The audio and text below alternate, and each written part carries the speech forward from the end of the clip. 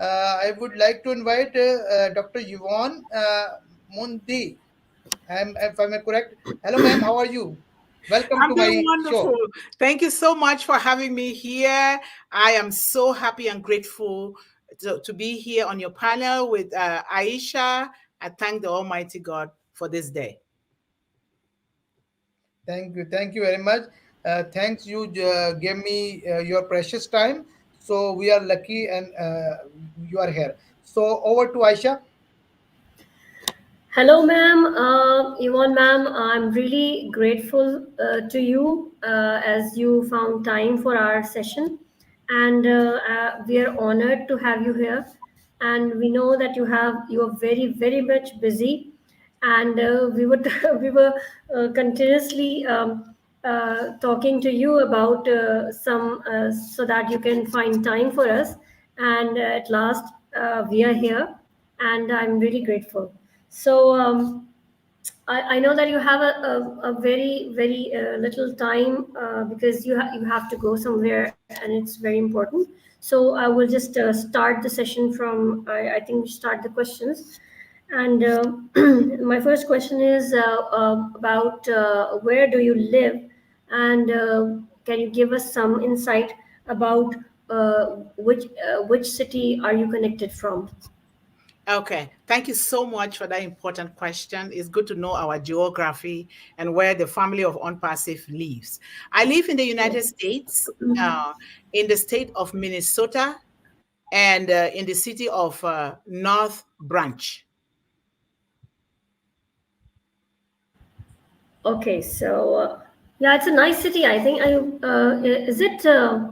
Is it near somewhere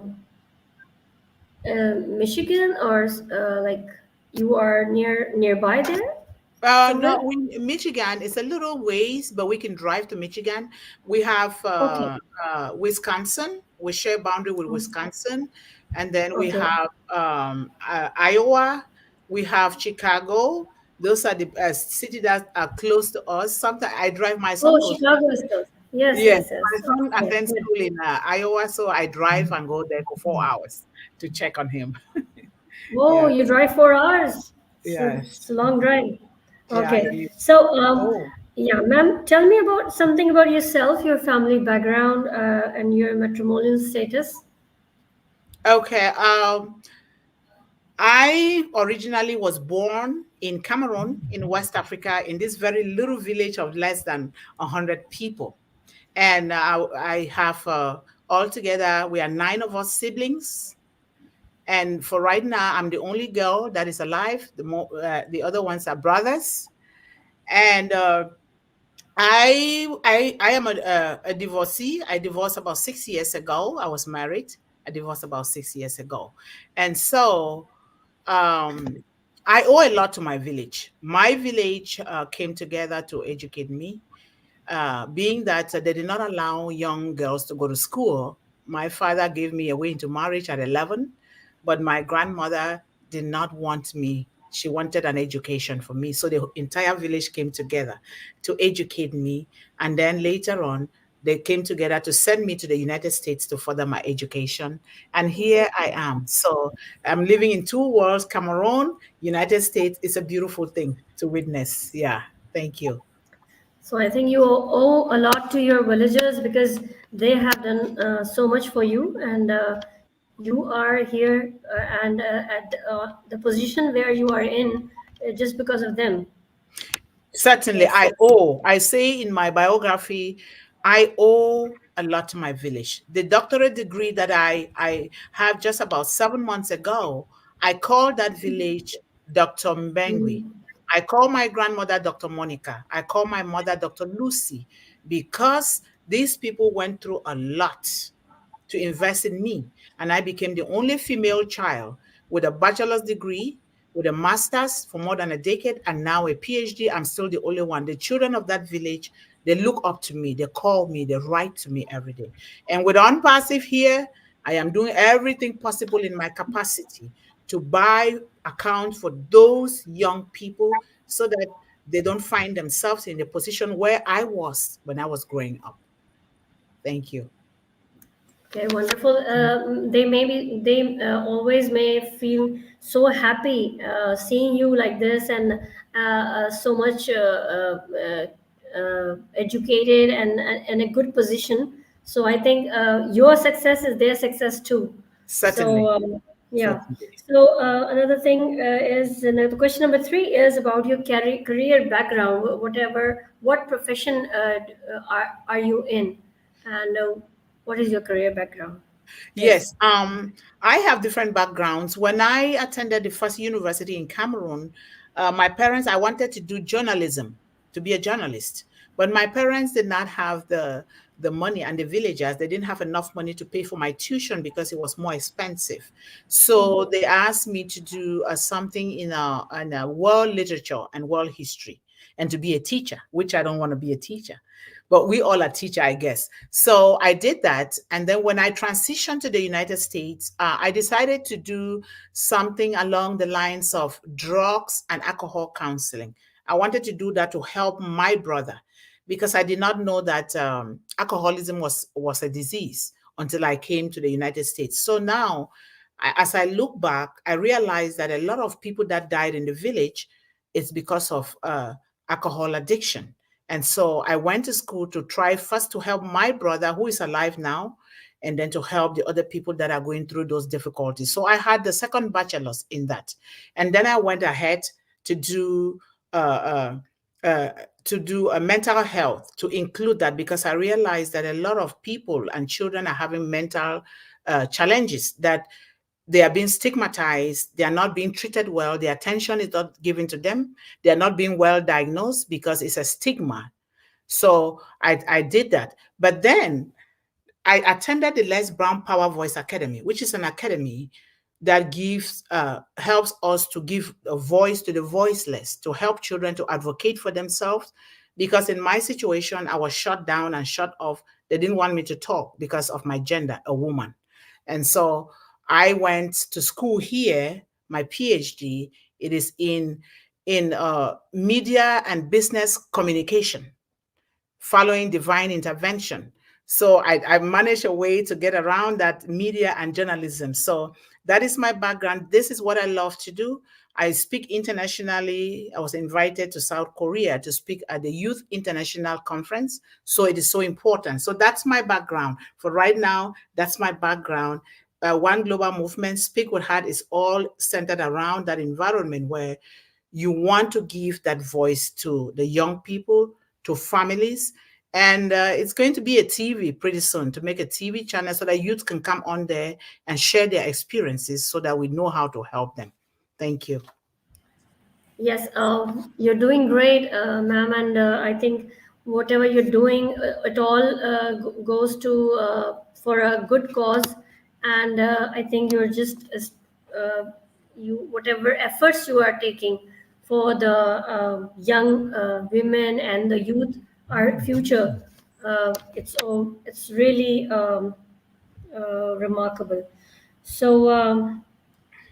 We would like to know more about you and your journey with Onpassive, including when and how did you join and how it has changed your professional and personal life. Thank you so much. I think this is one of the most beautiful questions.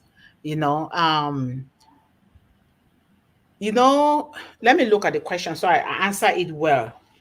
Okay. Okay, my journey with Unpassive. Before my journey with Unpassive, I had tried lots and lots of things to do because I wanted to help. Because realizing that from where I lived in Cameroon in that little village and transitioning to the United States, the difficulties facing young people, children, especially the young woman, is a global issue. It's not just in that village. And so I took upon myself to work hard. Sometimes I do two jobs just to help, especially helping single mothers who had babies in the hospital between 1 day and 1 week old. I will ask them to call me. So I want to establish little accounts for those babies between 1 day and 7 days old, so that by the time they get to 20 years or 21 years, they will not have to struggle to pay tuition if they intend to go to school or to learn a trade. And so I did that. But I was working with this colleague. We always talk about businesses. We always discuss positive things. And he brought Onpassive to me.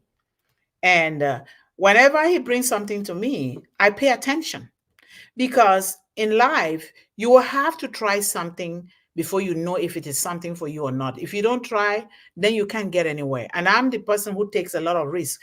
I've taken a lot of risks and I've lost a lot of money in businesses, but I'm not giving up, because life did not give up on me. I'm not giving up on helping these young people. And so he told me about Onpassive, and I watched certain videos, and I was trying to get a hold of Mr. Mufare because I wanted to talk to him before I joined, but I couldn't get a hold of him. I didn't get the number. I didn't know how to do that, but I joined anyhow. I joined, and I decided to talk about it to my son. My son joined, who is in school, and luckily he bought an account for the grandmother. And now I started putting all my family members, paying those accounts for them because they can afford it. So it's been a wonderful journey. When I joined in 2021, and in 2022, I was still working so hard and not having time to attend the webinars and everything. But something happened to me that forced me out of my job.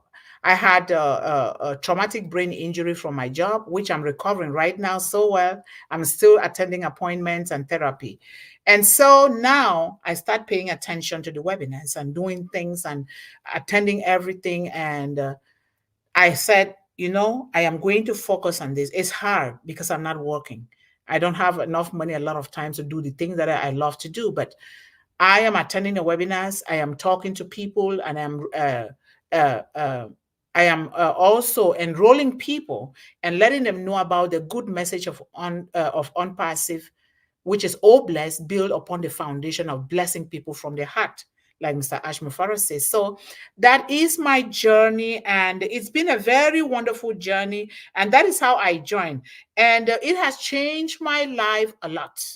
Onpassive, I always say the University of Onpassive has changed my life a lot. I have learned so much, not just in terms of trying to build wealth, building your health, building your relationship. Look at you and I and Wazim. We are here because of Mr. Ashmufare, because of Onpassive. Without Onpassive, we will not be here. Bringing the first world family out of love together. Being fortunate to be one of the founders of the Onpassive ecosystem is a gift beyond measure. So this is so profound. I spoke to Mr. Ashmufara when I was going through difficulties. I have difficulties with my eyes from the accident, but when they had the Canadian meet and greet in 2022, I wanted to speak to see that man so bad. My eyes were bothering me. I signed in. I couldn't see. I was crying.